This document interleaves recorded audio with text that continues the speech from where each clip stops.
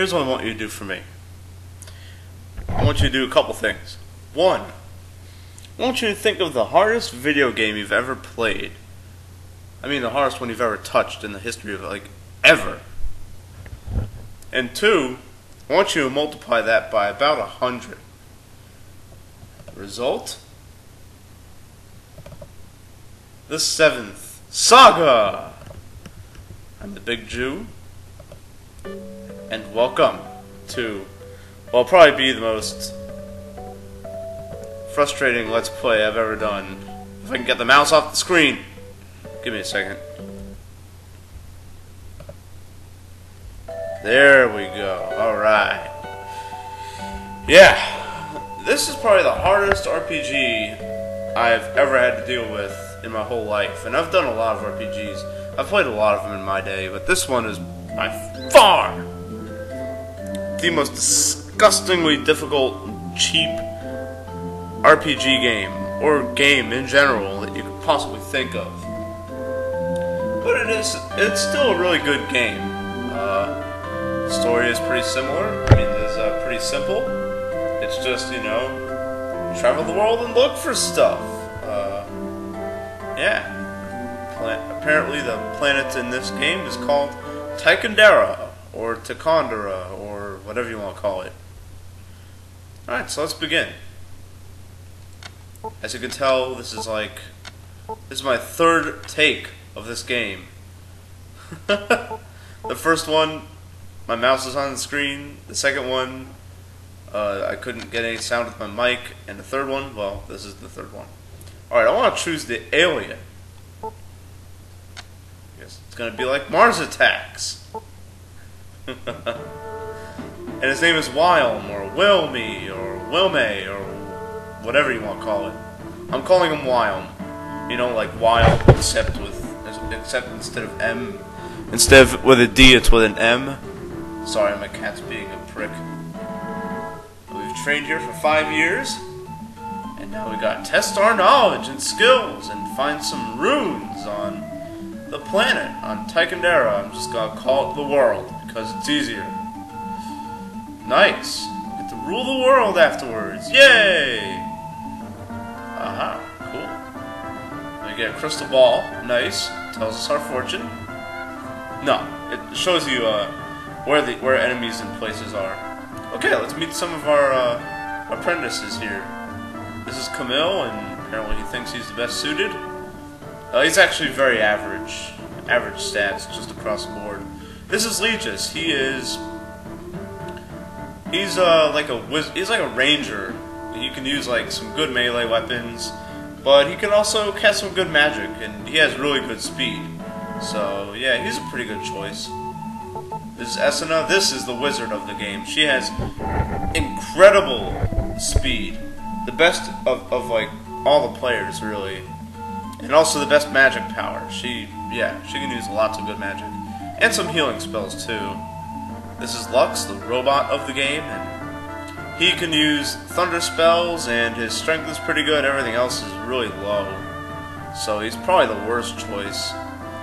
And this is Valsu. This is the priest of the game, or healer, or cleric, or you know, pick your term. And yeah, they can actually learn a spell called Elixir, which just completely heals its target. And last but not least, Olvin, or whatever you want to call him. I'm calling him Olvin. He's the dwarf. He's a lot like Camille, but a little bit stronger. I'm going to select him to go on the journey with me. You can get up to one party member at a time.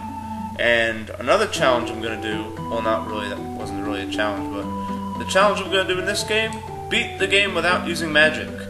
It's going to be really hard, but there's items that we can use that replaces magic, so it's pretty good. And she pretty much explains what the crystal ball is used for.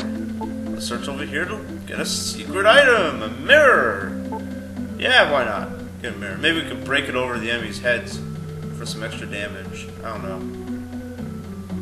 know. Anyway, there's some more treasure we can get here.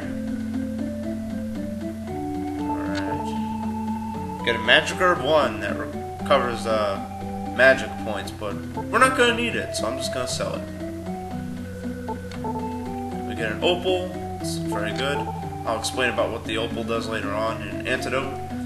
What the opal does, it's a gem, and gems in this game are kind of function as the bank. Yeah, I know that. They function as a bank. You can buy them and sell them for the same price, and basically if you go out journeying and you think you're gonna die, if you die you lose half your money in this game. And if you think you're gonna die, then buy some gems. Because this way you can get your money down to where if you die, it won't matter for you. Yeah, we know that. Alright. Oh, okay, yeah, let's look at my status here. Wyom is the monk of the game. The equipment he has right there in the upper left, that's all he can equip. But his natural stats, aside from magic, are really good. Power is your attack power, guard is your defense power, magic is your magic attack and magic defense power, and speed, what that does, it determines a couple things. One, it determines your accuracy. If your speed is better than the enemy, you'll pretty much almost always hit them. But if it's lower, you'll almost always miss, so that sucks. And also, same with running. If you're really faster than your opponent, then you'll be able to get away from fights easier, and trust me, that is a must in this game. The speed stat in this game is of overwhelming importance. If you're not fast, if you're not quick, you will have a very tough time against the enemies. So that's why I chose Wyom, because his speed is really good. Third out of all the 7. Legis and Esuna are faster than him, but only slightly. As far as natural defense power goes, Wyom, best character in the game for that. He gains a lot of it. Same with hit points. He's the only one in the game who starts out with more than 19 hit points. He starts out with 20, so that's really good. And, you know, it's going to be very cheap to maintain him. You can talk to these people if you want, all of them just pretty much say goodbye to you. But I'm going to actually go forth and ride into battle. And make a save state, because I might get killed, depending on who I fight here. As you can see there, a crystal ball that shows what enemies are coming at you. And oh god, yeah, this is what I'm talking about. This is a wyvern, and they're actually a little hard to fight in this stage of the game if you're at level 1. A little trick you can do, you can defend. Ooh, he dodged. And what that does, it charges up your attack. And then the next attack you land will do more damage than a regular attack. Yeah, he's doing a lot of damage to us. I hope we can kill him. That's why Wyom is such a good character to start with, because all the other players will miss almost every time. We find a potion 1, very good. Oh yeah, that's right, we can get a potion 1 from this lady here, hold on. Yay, we get another potion 1. They recover up to 40 hit points, so that's pretty good. Actually, I'll use that right now. You need to keep your hit points up in this game. If you do not, you will get killed. You will die. There's another enemy, Hermit. They are a lot weaker than wyverns, but you still have to defend and attack against them.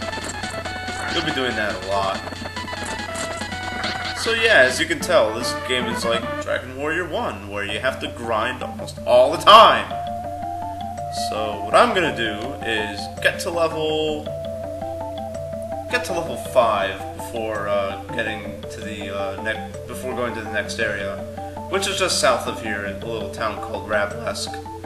You can go there now, but I'm just gonna get to level 5 around here before I continue. So yeah, that's all I'm gonna do for this episode of Let's Play the 7th Saga. And this is my no magic run. This is the Big Jew telling you to keep being awesome. Peace.